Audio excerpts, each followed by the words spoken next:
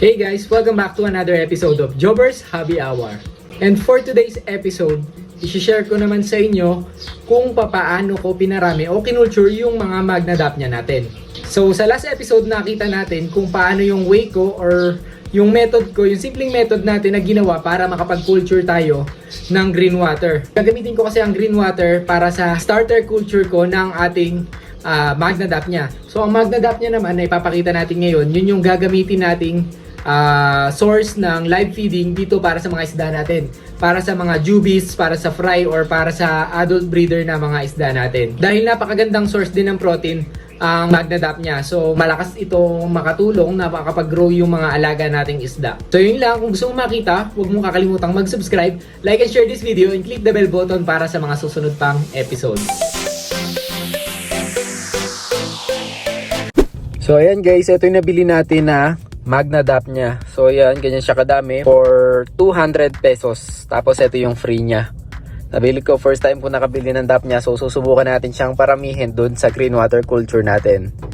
So ganyan kadami yung 200 na merong free na ganito kadami.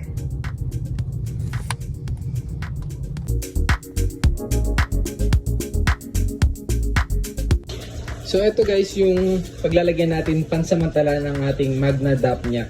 So itong tubig na to, nakuha ko to sa iba't ibang aquarium, tanks, tsaka tubs natin. So may mga green water dyan, kaya kung mapapansin nyo, medyo greenish na rin yung tubig ng tank natin. Tapos idadagdag ko pa dito yung tubig na kinulture natin na green water talaga. Ayan, pupunuin ko siya ng green water. Tsaka ko ilalagay itong nabili nating Dapnia. So acclimate ko muna itong Dapnia kasi medyo matagal kami sa labas para maiwas sa water shock. So itong lalagyan na to, pansamantala lang to, tatry ko silang ilipat sa mas malaking tub as soon as possible.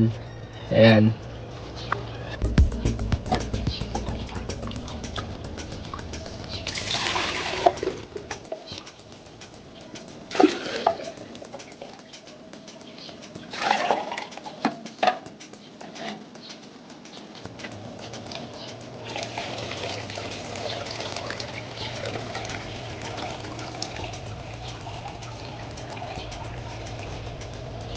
Ayan.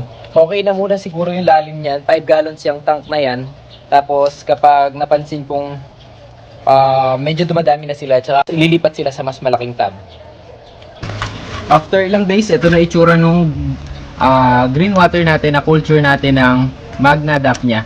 So ito yung una nating culture, yung 5 gallons. Green na yung tubig niya. Tapos yung pangalawa natin, itong nasa tub na to. Tapos kaninang umaga lang napansin ko na parang may mga panibagong Dapnia. So may mga maliliit akong napansin na Dapnia na nandito sa tank natin. Kung naalala nyo, nung binili natin yung Dapnia natin, halos same sizes lang sila. Pero ngayong umaga nakakita ako ng mga mas maliit na Dapnia. Ganyan yung size ng Dapnia na nakita natin. Ayan yung puti na yan na gumagalaw, kung makikita nyo. Ganyan halos sila, halos pantay-pantay. Walang maliliit. Pero ngayong umaga, ayan, kung napapansin nyo, merong maliliit na lumalangoy na Dapnia, tapos mas marami sila. Tapos may mga ilan din akong nakitang Dapnia na parang namatay, nasa bottom ng tank ng culture natin na to. Yung mga namatay, so sa tingin ko nagiging crowded sila. So ngayon, binakante ko tong isang tub sa ilalim ng culture tank natin na Dapnia para magbawas ako dito sa tank na to ng Dapnia, tapos ililipat ko dito. Tapos dadagdagan ko lang to ng tubig na green water. Bali, use na tong tub na to, pinaglagyan na siya ng isda. Tinanggal ko lahat ng isda, tapos ngayon lalagyan ko ng green water tsaka ng panibagong set ng Dapnia.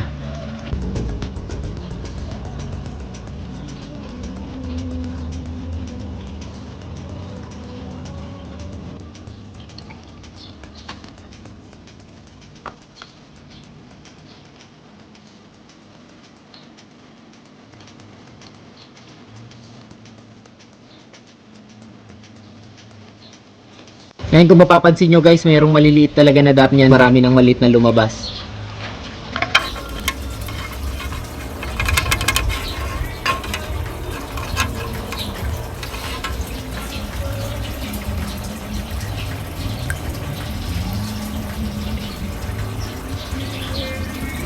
So maghuhuli lang tayo ng ilan na pwede natin gawing starter sa panibago nating culture.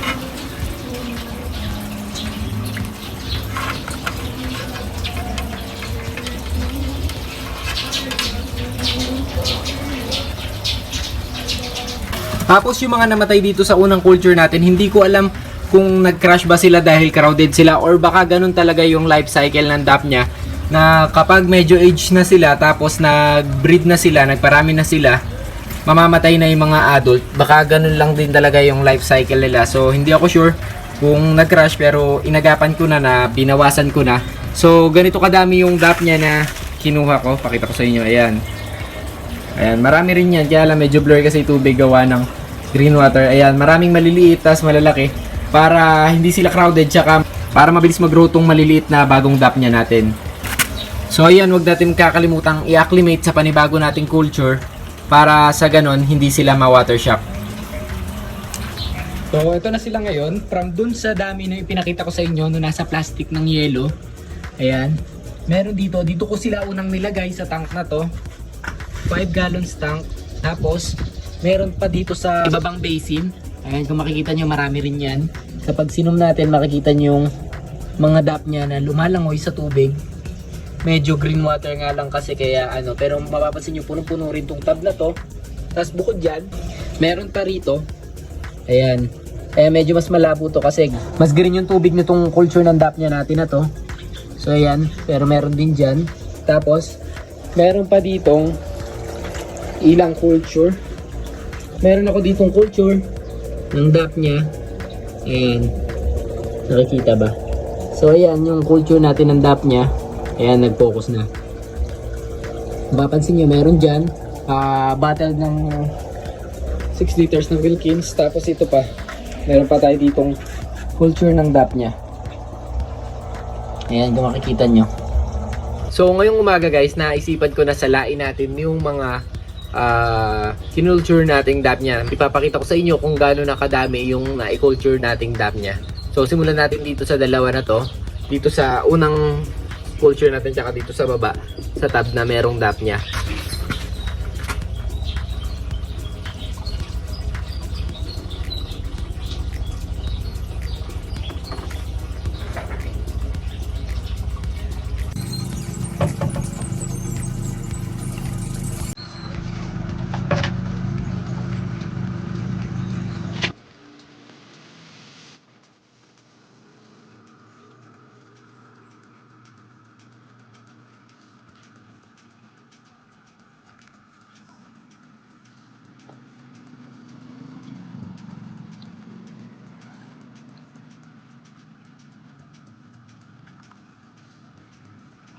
Sa unang tab pa lang, ganyan nakadami yung DAP niya na nakuha natin.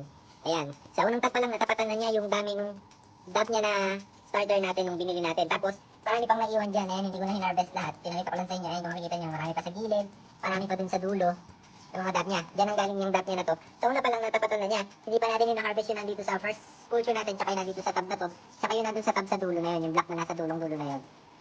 So ngayon, babalik ko to. Tapos papakita ko sa inyo kung gaano kadami. Tingnan natin kung gaano kadami yung na-culture naman natin sa ibang tabs.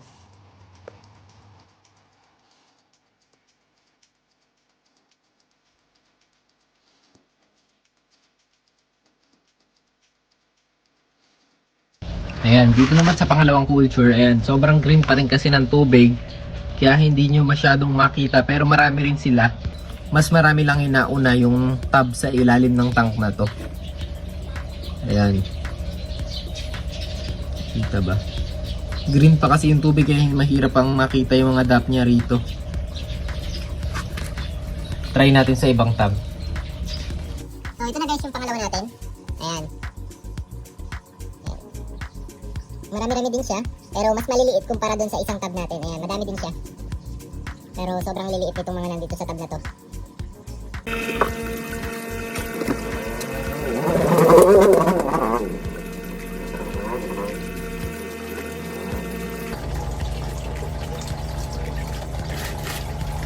So ito na guys yung ating last culture.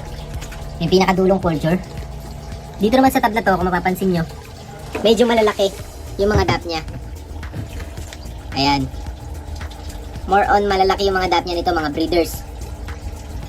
Tapos merong konting mosquito larva, kaya strain nyo lang yan, net out nyo lang mga mosquito larva para hindi magtuloy lamok.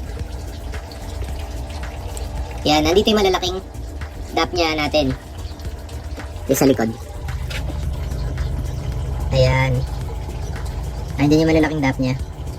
Kung nga pala guys, itong tab na to, itong last tab na to, bali, very limited lang yung araw, yung direct sunlight exposure nito ng tab na to. So sa tingin ko, sa pagkukulture ng dap niya, hindi naman ganun kailangan ng sobrang sunlight. Kasi ang kailangan na siguro nating iwasan is yung ma-expose sila sa sobrang sunlight kasi baka mamaya ma-overheat yung tab tapos maluto yung mga dap niya natin. So morning sunlight okay na siguro yun, or kahit sabi mong afternoon pero saglit na saglit lang, or yung konting area lang ng culture ng dap niya natin yung tinatamaan ng direct sunlight para maiwasang ma-overheat yung tab ng mga dap niya natin para hindi sila maluto or mag-crash. So, bago mag-end yung video natin na to, gusto ko lang muna magpasalamat at i-shoutout tong mga taong ito. Si Sir Mario Cruz, si Warren Tres Reyes, si Sir Christian Paul Tagaro, si Sir Tom J. Castor, tsaka si Sir Kenneth Moore from Olongapo City, at tsaka si Takoy Baricuatro ng Cebu City. At last is si Utopia account. Hindi ko alam kung saan siya galing pero yun yung pangalan niya. So yun, maraming salamat sa patuloy na pagsuporta at panonood sa mga vlogs natin.